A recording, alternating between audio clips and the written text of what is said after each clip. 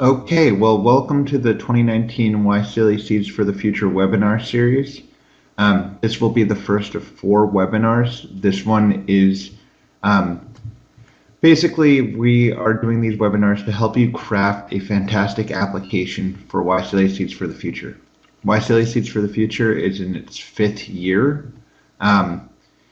And this year we are going to the next level. So basically we've been funding some fantastic projects. Cultural Vistas, where I work. I'm Aaron Eisenberg, a program development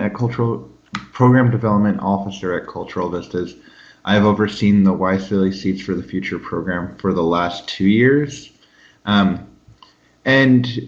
it's been really fantastic. We've had 41 projects over those 2 years. 20 in 2017, 21 this year in 2018. We're looking for fantastic projects. We had about nearly 500 applications last year. So by being part of these webinar series, you really get some great insights on giving yourselves an advantage for crafting a great proposal. So over the next 4 weeks, every Tuesday at this time, we're going to be doing a webinar. If you can't make any week, we will be doing YouTube videos of all of them. So we'll be recording each webinar and then uploading them to YouTube to give you the best advantage for writing and creating your application prior to submission on November 30th. So this week we're going to be talking about writing a compelling narrative. Next week it's about organizational structure and crafting your team. The third one is on a dialogue with YSEALI Seeds grantees, and the fourth is developing and implementing an impactful project. On organization, so at next week's webinar, just for clarification's sake, we're also going to be talking about budgeting and how you will be doing budgeting. And that's a big part of the responsibilities of a recipient of YSEALI Seeds for the Future. So keep that in mind. It's certainly, I think, the most important webinar for at least one member of your team to watch or attend. So everyone kind of has this chat window down at the bottom. And so if you have questions throughout this presentation, please feel welcome to write your question in the chat window and I will get to it. And I will answer your question. So first off, I'm going to type into the chat window where all of this information can be found. So YSEALISeeds.org. I'm going to show you this now. 1 second. And I'm going to share my screen and let's see if this works. Okay, so here we are in a browser and we're going to YSEALISeeds.org. We open it up and here's the website for YSEALI Seeds for the Future.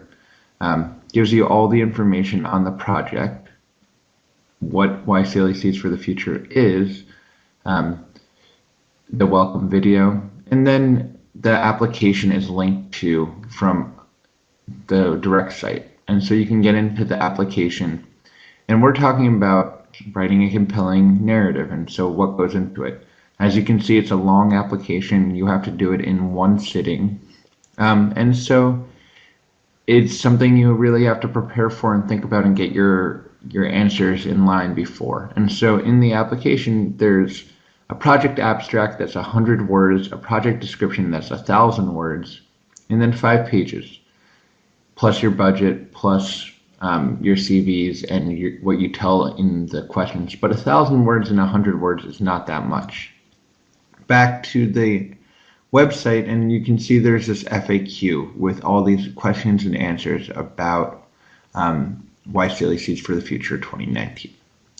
And so one thing that I would go into for today's lesson or for today's insights is what makes a successful project proposal. We're talking about that now.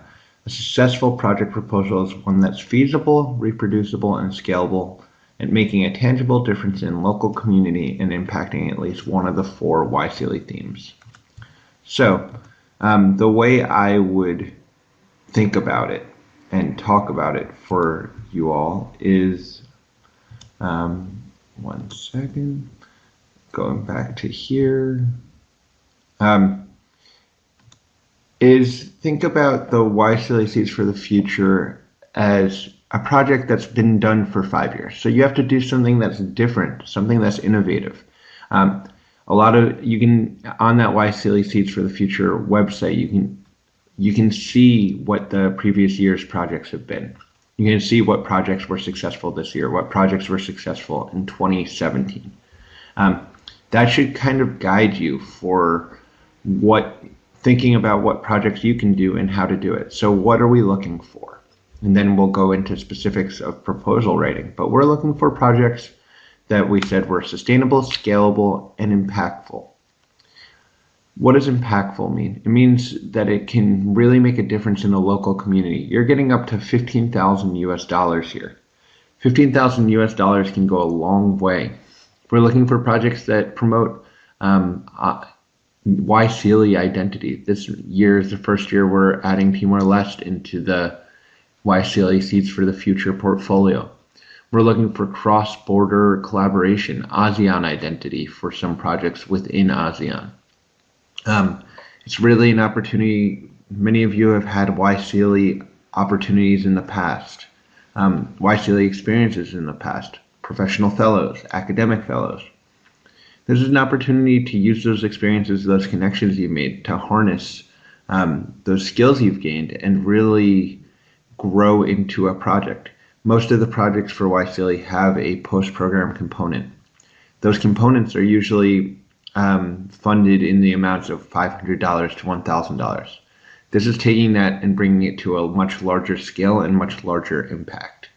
So something you should be thinking about is, what kind of project can I do that will have a great impact for my local community, and something that we can maybe replicate in another community.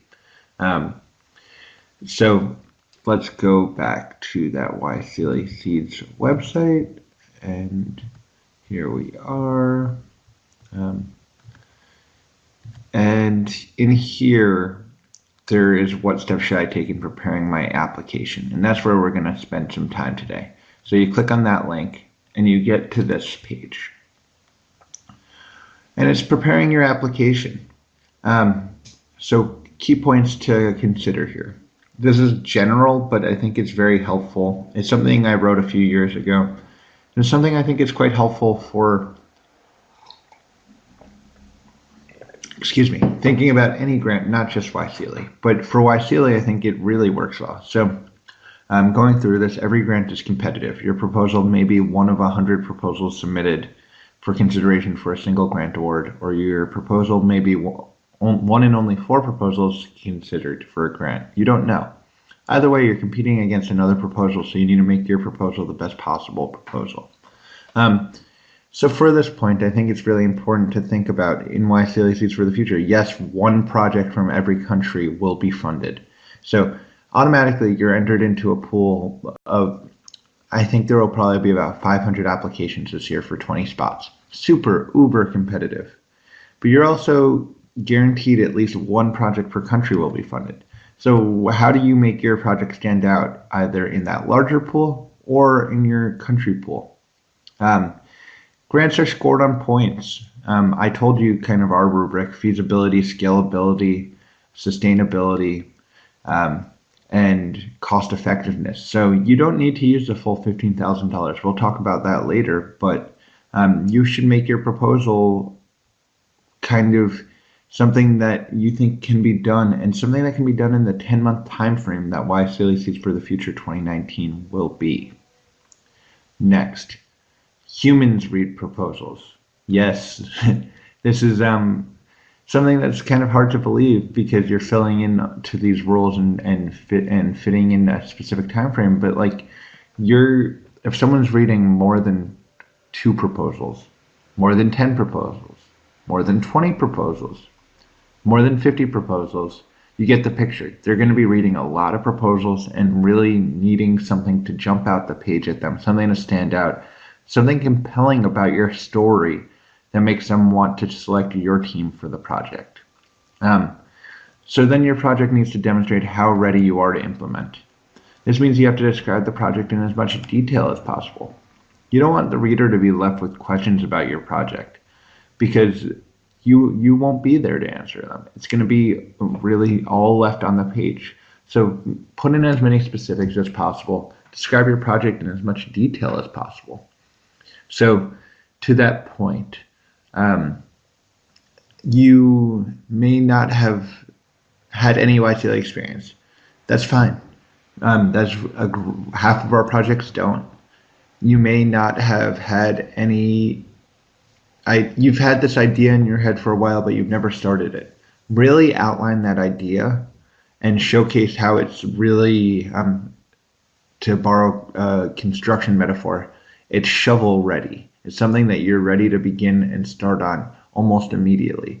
Because I think one thing that we are very careful about in selection is making sure our projects are something that can get off the ground and get going and started. Because if you can't get started for a few months and the project phase is only about 9 months, then we're not really sure it'll make such an impact during the project proposal period or project program period that we think it needs to. So then some key steps. Carefully read the outline, what you need to include in the proposal. We were on the application page here. So up here it has all this information. I'm not going to go through this currently, but you should take a look at it all. See what they're asking you. What I usually do is I sit down with the proposal before I actually have any idea of starting the proposal. I sketch out what I'm thinking for each possible answer. Then I sit on it overnight for a night or two. Then I come back and look, is that actually what they meant? Is that something that really needed to be in that proposal? Or is that something that needs to be there? So create a checklist of things you need to be sure to include. Then before you submit, go through that checklist again and make sure all those required questions are in there. And so once you do that, you'll realize you're answering questions and following a format. This sounds really basic, but if there's not a question asked by the people, don't put it in. They really need to know certain things. And be careful if there are specific requirements of fonts or formats. For this project, there aren't, but for others, there will be. And if you are selected for YSEALI Seeds for the Future 2019, we're going to try to support you to go after other grants and proposals. So this is kind of a basic start and outline for you. So step 2 is developing an outline, like you did in school, like some of you may do for a paper or class. You need to create a logical flow of ideas, connect them together, and show us why this is a project that anyone can understand, why it's important, and what it is. You have to talk about what your goals and objectives are. If I can't read your proposal and know how many people you're going to try to impact, how many schools you're going to try to be in, how many communities you're going to impact, that's not great. We want you to be able to showcase and highlight the key selling points of your proposal. Yes, you may have to change them after you receive the grant, but for the proposal, I think it's very important to showcase what you're talking about. Step 4 is writing. So you're going to be part of a team. You're going to have 3 people on your leadership team and more people as part of your YSEALI team. We'll get into this next week, but for the proposal, I would take turns. I would kind of consider who the best writer is for you. Have them take a first stab at it. What that means is have them first try to draft. It's 1,000 words, which is about 4 pages, a little less than 4 pages, 4 pages single-spaced of text, or 4 pages double-spaced of text. Sorry. So it's not much. You have only about 2 full pages to really tell your story. You'll have 1,000 words for an abstract, but other than that, you don't have that much. So consider writing in paragraphs, but fitting as much into it as possible. Then have another person on your team look over it and make sure that that's all there. Then, after you've completed the proposal, read it to make sure it makes sense to anyone. Have a friend read it. Have a colleague read it. Are you including words that are not common to someone outside your field or country? Does it flow? Does it explain your goals? Is your evaluation process clear? What does that mean? Um, how are you going to actually implement it? How are you going to follow up on any of those things? You should make clear that anyone that's not familiar, aka some reader at either Department of State, at the embassy, at Cultural Vistas, one of them reads it, they know exactly what you're talking about. And then make sure you answer all of the questions. If there's a part of the application you leave blank, it's going to be really difficult for you to be selected. So you go through your checklist and make sure you've included all the missing pieces. You make sure all the things you wanted included are in there. And you submit your proposal. And you should be mindful of those word and page limits, because those are things that can be easy things to do, but just very much are important. And for other grant proposals, they will not even look at your proposal if your project description or something is more than the allotted amount. So I'm going to stop sharing this. I'm going to come back in here. And again, as I mentioned before, please feel free to put your questions in the chat box on the bottom. You can enter questions here. If everyone can see where I just typed in, you can enter questions. Please ask questions in there, and I'm happy to answer them.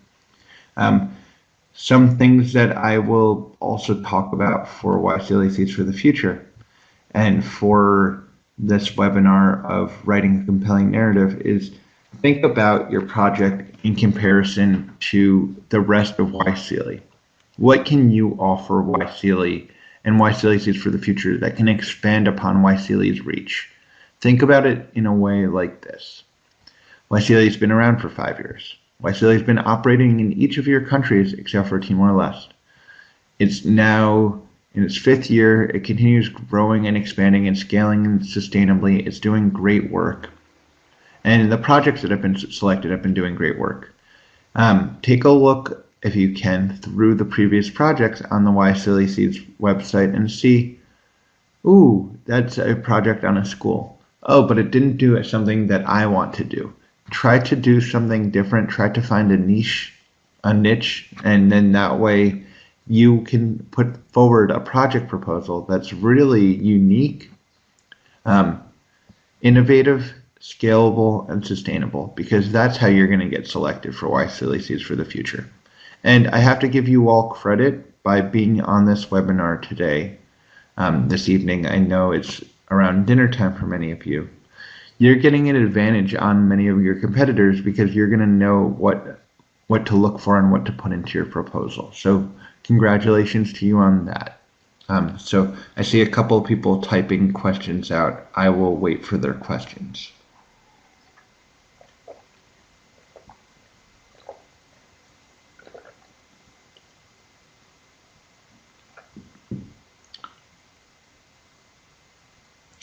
Oh, great question from Ana. Ana just joined and would like to ask whether it's true that projects which consist of various ASEAN countries have a better chance of being selected. So that's a great question. We promote projects that do have cross-border collaboration and formation of ASEAN identity. Those are given extra credit because they may be more difficult to implement. We're aware of that during the project selection phase. However, one project per country will be selected. So there's going to be about 20 or 21 projects selected this year. Maybe 22, but probably 20 or 21. At least 11 of them will be based in one per each of the YSEALI countries. So all the ASEAN countries plus Timor-Leste. Those may or may not be multi-country projects. So out of the other 9, yes, some of them are promoted for cross-border collaboration, but in total, I would say, that about 1/4 of the projects total are 1/4 to 1/3 of the projects have multi-country projects, and whereas many of the others are regular projects. And by regular, I mean one focused region of a certain country. Isan's question is, the project does not limit to children, right? I mean, all ages can be involved in the YSEALI project. Good question, Isan. Children are not limited from participating. However, they cannot be project leaders, the project treasurers, or project secretaries. Those roles have to be YSEALI members, meaning that they have to be 18 to 35 and signed up on the YSEALI page. And I can give you a link for signing up on that. Let me pull that up real quick. So everyone here should be a YSEALI member. How do you become a YSEALI member? It is quite simple. You go to this website that I have just typed into the chat box, and this is the U.S. Mission to ASEAN's website. And on the right-hand panel, you see Connect with YSEALI. You sign up in that field, and you will become an official YSEALI member. And that's important because all applicants towards YSEALI Seeds for the Future have to be YSEALI members.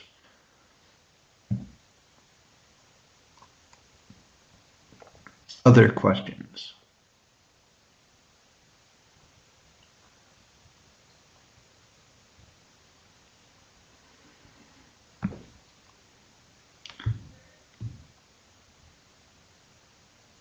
Kiki is typing.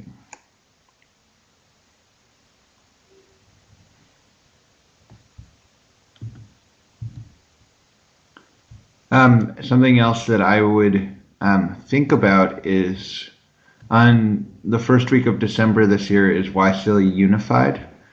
It will be it's going to be announced within the next couple of days.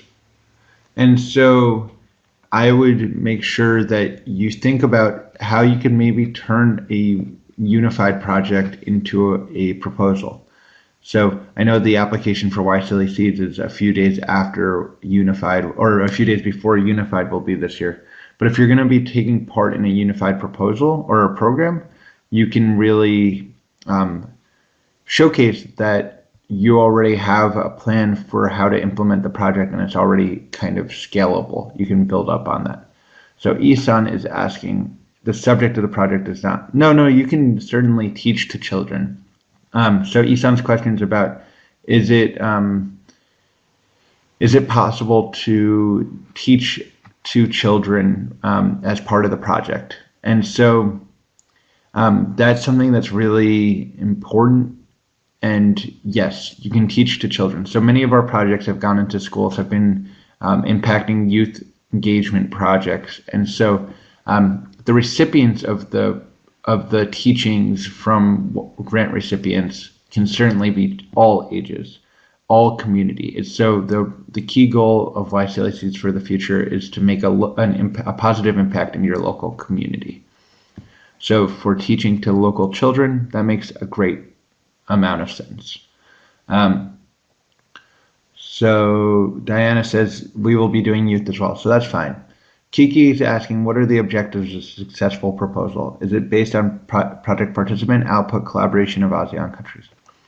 So I went through that on the sheet, Kiki, but to recap, I think the main things that I would hold dear for thinking about in your proposal is how to make your project sustainable, how to make your project feasible, scalable, and impactful. So I'll type those into the chat box.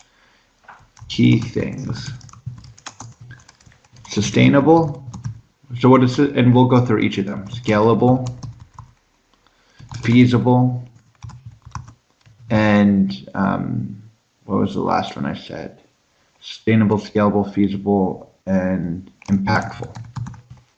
So what do these mean? Sustainable means, will your project die after the YSEALI Seeds funding's gone, or is it something that can continue on as a continuous project and be the start of real impactful change in your local community? What does that mean?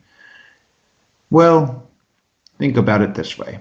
If your project is creating a workshop and saying that YSEALI already does workshops, so you have to showcase why your workshop is important to do, is something that YSEALI doesn't do already, and how YSEALI can really be grown from having a sustainable workshop in your community. Scalable means, especially for, so I guess I should go back. Does everyone here know what the YSEALI goals are? The four YSEALI themes.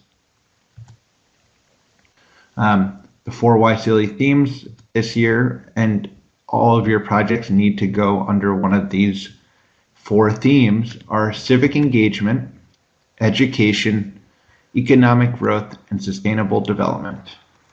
So I'm going to type those themes out too. So basically, scalability really works a lot under the last two categories, but economic growth and sustainable development are about growing something.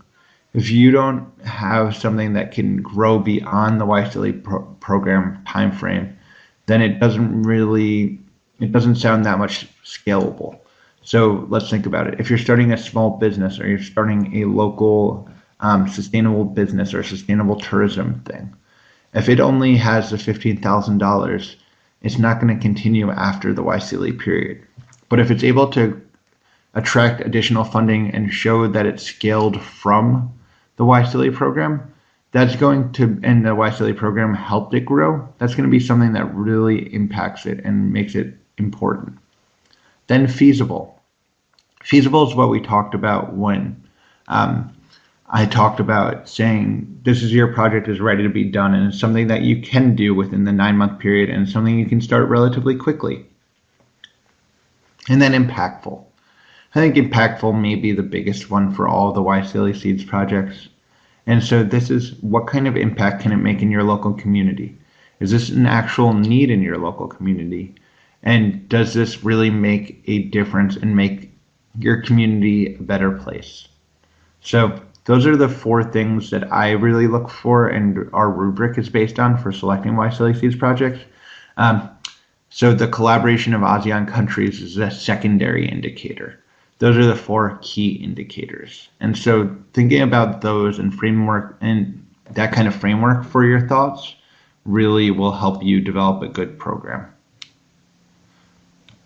And then the four themes are where your project should fall under one of them. And we try to select about 4 or 5 or 6 from each of those themes. And sometimes they cross over. You don't have to necessarily only do civic engagement. It could be civic engagement in education. It could be civic engagement in sustainable development.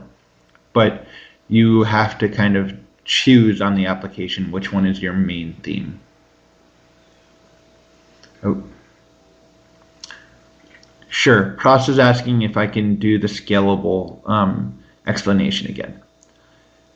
And just for all people here, this video will be available on YouTube afterwards. So the session is being recorded, and so because there are many YSEALI people who aren't able to attend today, because of time commitments or other things, we're going to be putting all of the webinars on YouTube as well, so you can go back and check some of the things that you heard but weren't quite clear on, and so you can really understand them better. So for Pross, scalable means to me that you can grow beyond the YSEALI Seeds project, and especially if you're in one of those last two categories of YSEALI themes, so economic growth and sustainable development. Scalable for civic engagement and education are different things. It means reaching new audiences and growing, but for economic growth and sustainable development, it has clear imperatives. A business grows or dies, so scale, you need to be able to do that, and that works with sustainability to continue on afterwards. But for a business or for economic growth, you need to grow, and so scalability really goes under that theme. Does that make sense, Pross?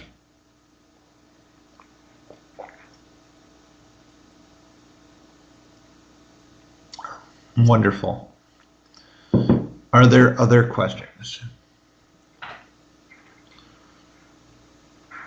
And for everyone's understanding, we'll be doing these webinars each week for the next 4 weeks, or for the next 3 weeks now after this. And then for these webinars, next week is going to be the real biggest one, in my opinion.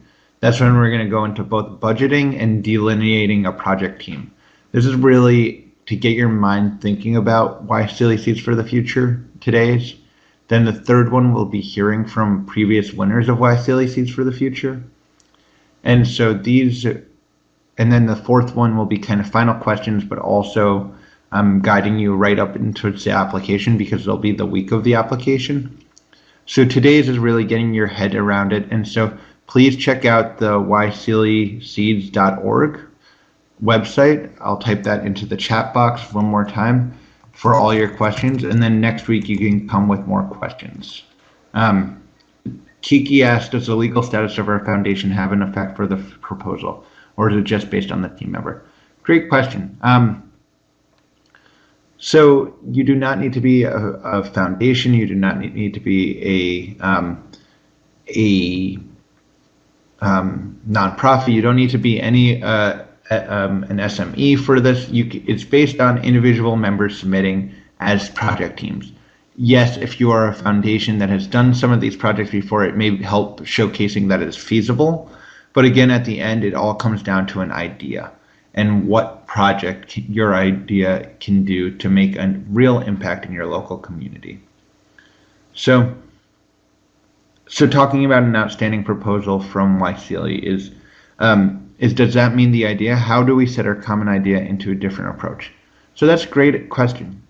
I guess the way I think about it is I'll give some examples about previous projects that were really cool ideas and were outstanding ideas and were able to be outstanding proposals and projects out of it. So Floating School is a project that started in YSEALI Seeds 2017. And Floating School were 3 YSEALI professional fellows and academic fellows who went to the US, came back, and saw that, and they were from islands in Indonesia that were not serviced by arts and culture or arts and music programming. And so they saw that the way that they saw a real need. There were 60 islands in their local area, and they saw that none of these were getting photography, none of them were getting art or dance or music education. And so how do you get to them? Well, they used the Seeds money. They had a boat already, and they built basically a traveling library that would go teach students on 3 different islands as their first part for YSEALI Seeds. Why 3? Because that was something that was feasible. Part of their proposal was also talking about how if this worked well, that they would be able to grow to all 60 in the region, or and have a few-year plan where they would go to 5 and then 10 and then 20. And so that showcased that they could do real sustainable growth. They could scale upwards, but they were also being feasible at the time. Now, 2 years later, they have they're fundraising for a movie about them. They've grown to about, I think, 7 different islands within their region. And so their idea was both innovative, something unique. It solved a real problem within their community, but it was also feasible. So does that make sense? It's an idea to solve some of the pressing problems of the Southeast Asian region and figure out how to do it. Oh, so I'll type it in. That one is Floating School. And I believe it's also Sulawesi in Indonesia. Then another project I'll talk about is, let me think about a project from, Bikes in Yangon was a project a couple years ago that they'd had a podcast about biking. They were a couple of university students who were very into biking. And Yangon, Myanmar is not a great biking city, and so they wanted to create bike share. There's bike share in many cities around the world, but there wasn't any in Yangon. So they worked with a local bike repair shop to be able to create bike share for the universities in Yangon and create a culture of biking. They saw a need in their city for something that didn't exist and saw a way to kind of create that and fit that in. Some of the other projects that are really interesting and cool and are not like that, not like seeing a direct need, but seeing a way to fit some of the topics, is this year we have a project called Reef Stakes. Reef Stakes is a card game which teaches kids about coral reef management skills through a collaborative card game. They've spent the year kind of trademarking, beta testing, but building out a collaborative education, environmental education, and a business out of it. So really focusing on, they're all people that have this kind of understanding of coral reef management. They all came through YSEALI, and they couldn't really explain it to kids. And so they saw that need and decided to do something about it and create a game, a card game, and it's been quite successful and growing. One last one I'll talk about is Predict It, which is a disaster relief management kit that one of our teams this year has done. It's gotten accolades all over Southeast Asia now for helping out in actual disasters. And they're translating it into multiple languages, and they're seeing ways to really support and be a part of the solution for disaster relief management and teaching children about it. Diane is asking, do team members become a big consideration? I mean, is it only about the idea and about the project, or do team members matter the most? I think it's a good question. I think it's a mix. So one thing within the application is we ask for CVs of the project leader, project treasurer, and project secretary. And I'll talk about this more next week in our webinar on those topics, but those things certainly do matter. We want to see that you have the experience or understanding of the topic to be able to be successful talking about this topic. However, the idea also is major. If you haven't done something, but you have your CV tells the story that you have the capabilities of doing well on that, even if it's difficult and will be maybe more challenging because you're younger, we will provide you with support and guidance and mentorship, because that's all part of YSEALI Seeds for the Future as well, to be able to do that. So it's kind of a mix. A great idea can trump inexperience, can overcome inexperience, but great project leaders who showcase that they are very skilled and experienced and can do it may give it that project that we're a little unsure of the little extra push it needs to get over the edge, because we're sure that you'll be able to do it. Are there any final questions? Otherwise, I look forward to I thank you all for joining me today, and then I look forward to talking to you all next week when we delve into both budgeting and the delineation of project teams. I think this is get you guys kind of to start thinking about having a project. You have about 3.5 weeks to submit a project. This webinar will be recorded and uploaded to YouTube. When we send out the email next week, when we send out the email for next week's webinar, this will be included in that. We have to just make sure that it will be uploaded right after this, and it will be uploaded on, let me add the Cultural Vistas YSEALI page to the link. 1 second. So you all can look into here as a link for YSEALI. Let me see.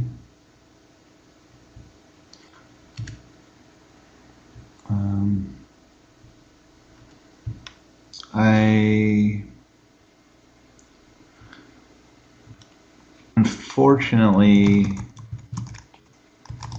I think it's not. Oh, here we are. Okay. So in this link right here will be a YSEALI webinar folder, and it'll be uploaded into there. If you type in YSEALI webinars into YouTube, so you will find all of of them. So thank you all so much for joining me today. I really appreciate your great questions, and I think you're going to be able to put on some very fantastic projects, and I look forward to talking to you next week when we go into budgeting, delineation, and that